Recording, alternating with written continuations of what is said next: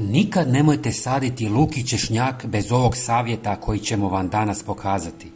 Pred nama je vrijeme sadnje luka i češnjaka što zahtjeva detaljnu pripremu tla i pažljivu obradu samih lukovica.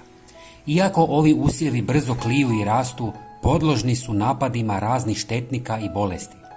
Da bismo osigurali zdrav rast luka i spriječili moguće infekcije, važno je poduzeti određene korake koje ćemo detaljno objasniti u ovom videu.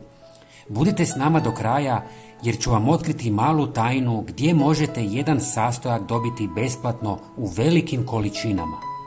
Pokazati ćemo vam kako da dezinficirate luk ili češnjak, kako bi ih zaštitili od lukove muhe, truleži i hrđe. Koristit ćemo malu količinu lukovica, ali isti je postupak i sa većom količinom.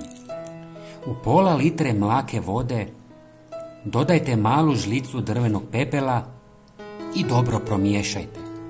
Stavite lukovice u otopinu i ostavite da se namaču 10 minuta. Zatim ih izvadite i ostavite da se osuše. Drveni pepeo, osim što dezinficira, također obogaćuje sadni materijal sa mineralima.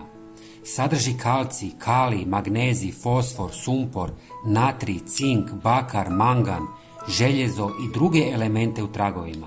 I zato ga nemojte baciti jer ga možete iskoristiti i za druge biljke. Pepeo možete besplatno dobiti u restoranima koji koriste drvenu peć jer ga oni bacaju u smeće. Ako nemate drvenog pepela, sigurno imate kuhinsku sol.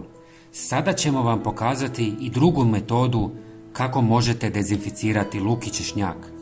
U pola litre mlake vode dodajte malu žlicu soli i miješajte dok se ne otopi. Namačite lukovice u ovoj otopini maksimalno 4 sata. Zatim ih isperite sa čistom vodom i spremne su za sadnju. Osim soli možete koristiti i sodu bikarbonu koja ima slično djelovanje. Također je važno izabrati kvalitetan sadni materijal, a lukovice bi trebale biti iste veličine kako bi ravnomjerno rasle. Hvala vam puno što ste pogledali naš video. Bilo bi nam od velike pomoći da se pretplatite na naš kanal. Hvala vam i sretno u uzgoju povrća. Pozdrav!